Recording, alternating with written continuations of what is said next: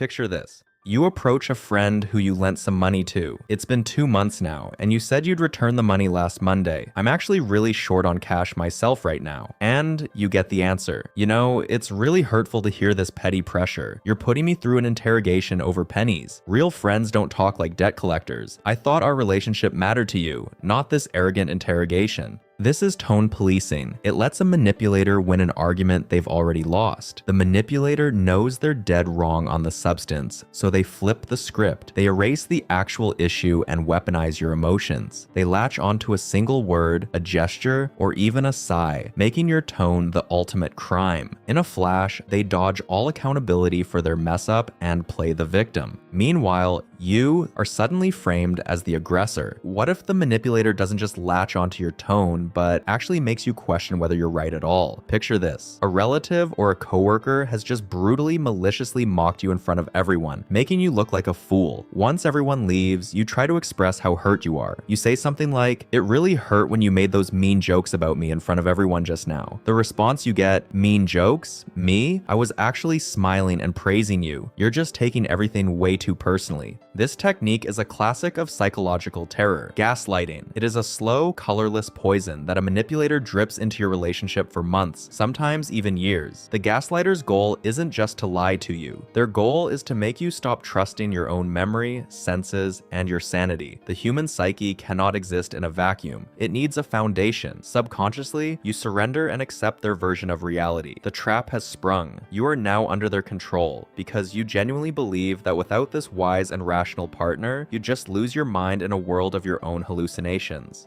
Gaslighting is the slow destruction of your memory. In this scheme, it always takes two, but the most dangerous puppeteers know that breaking a person alone takes too long. Picture this. An evening at home. A woman sighs dreamily and turns to her boyfriend. "I ran into my ex for coffee today by chance. You know, we had such a sweet chat. He just started his own business, looks absolutely amazing, and is constantly traveling. Some people really know how to live life to the fullest and actually grow, unlike certain others. Oh well, never mind. What's for dinner?"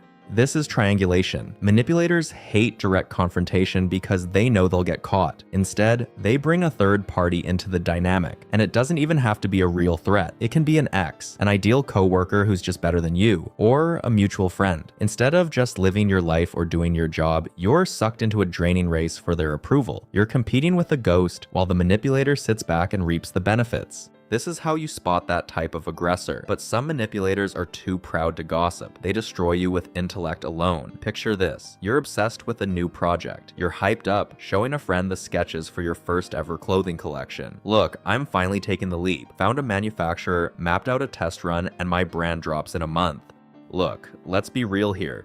The apparel market is flooded, you don't have any formal training, and inflation is going to wipe out your budget in a week. I'm only saying this because I care. I'm just playing devil's advocate so you see the red flags before you blow through your life savings. It's just simple math. This is the devil's advocate. It's how a manipulator bypasses accountability for being toxic by wrapping it in logic. In real debates, it's a helpful tool to find weak spots, but a toxic manipulator uses it as a free pass to butcher your self-esteem. They hit you where it hurts the most, your plans, your dreams, and your confidence. The attacker looks like a supportive friend or a wise mentor, so your guard drops. These tactics are terrifying because they are silent, but now that you know they exist, you can spot the trap before it ever snaps shut.